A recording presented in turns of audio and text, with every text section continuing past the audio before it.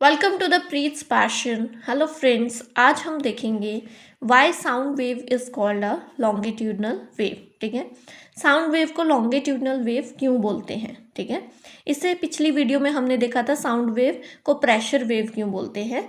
अब हम देखेंगे इसको लॉन्गिट्यूडनल वेव क्यों बोलते हैं। ठीक है, every sound wave can be depicted as a graphical representation. ठीक है, हम साउंड वेव को किस में रिप्रेजेंट करते हैं, एक ग्राफ में। ठीक है, ये होता है वाई एक्सिस और ये होता है एक्स एक्सिस। ये हम पुरानी वीडियोस में भी देख चुके हैं। ठीक है, और ये क्या है, ये साउंड वेव है जो कि हमें बता रही है कि पार्टिकल्स की कितनी डिस्प्लेसमेंट हुई है। ठीक है, अब हम देखेंगे इसे लॉन्गिट्यूडनल वेव क्यों बोलते हैं। ठीक है, लेट्स सी। यहाँ पे हमने देखा कि साउंड एनर्जी जो है वो निकल रही है। ठीक है, साउंड एनर्जी प्रोड्यूस हो रही है यहाँ से स्पीकर से। ठीक है, ये स्पीकर है।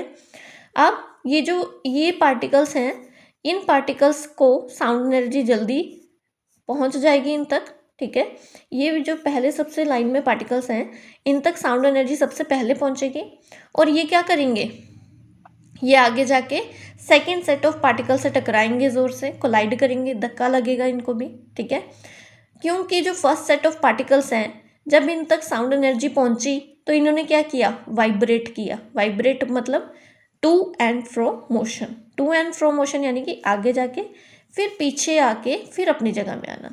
तो ये क्या बन रहा है, एक वेव बन रही है। ठीक है, ये वेव बन रही है। ठीक है, तो ये वाइब्रेट करते हैं पार्टिकल्स। ठीक है, जिसकी वजह से ये जो आगे पार्टिकल्स होते हैं इनसे भी ये टकराते हैं और फिर ये जो आगे वाले पार्टिकल्स हैं ये अपने आगे वाले से टकराते हैं और ऐसे ही ये चलता जाता है। ठीक है, अब यहाँ पे अगर देखा जाए जो साउंड एनर्जी है वो कौन सी डायरेक्शन में जा रही है, वो इस डायरेक्शन में जा रही है। ठीक है, ये जो ऊपर एरोज है ये बता रही है कि साउंड एनर्जी कौन सी डायरेक्शन में ट्रेवल कर रही है, ये आगे जा रही है। ठीक है, और अगर हम पार्टिकल्स की डायरेक्शन देखें जब वो वाइब्रेट करते हैं, ठीक है, अगर हम उनकी डायरेक्शन देखें तो ये भी आगे जाते हैं फिर पीछे भी आते हैं, फिर आगे जाते हैं फिर पीछे भी आते हैं, फिर आगे जाते हैं फिर पीछे भी आते हैं, क्योंकि टकरा के फिर वापस पीछे आके अपनी जगह में भी आते हैं। ठीक है, तो इनकी इस तरीके से डायरेक्शन रहती है। ठीक है, आगे जाना फिर पीछे आना, आगे जाना फिर पीछे आना। ठीक है, क्योंकि ये वाइब्रेट कर रहे हैं।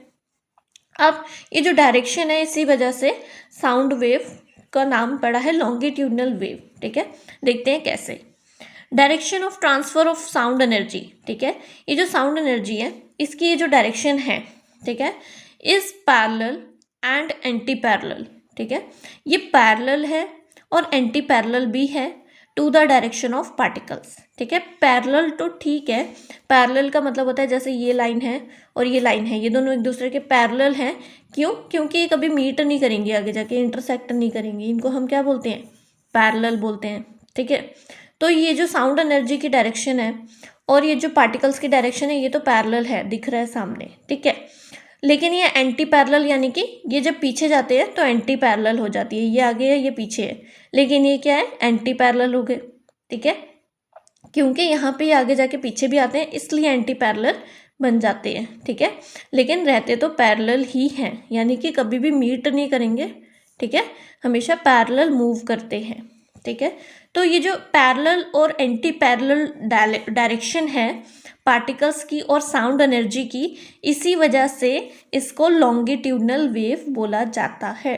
ठीक है, hence it is called longitudinal wave.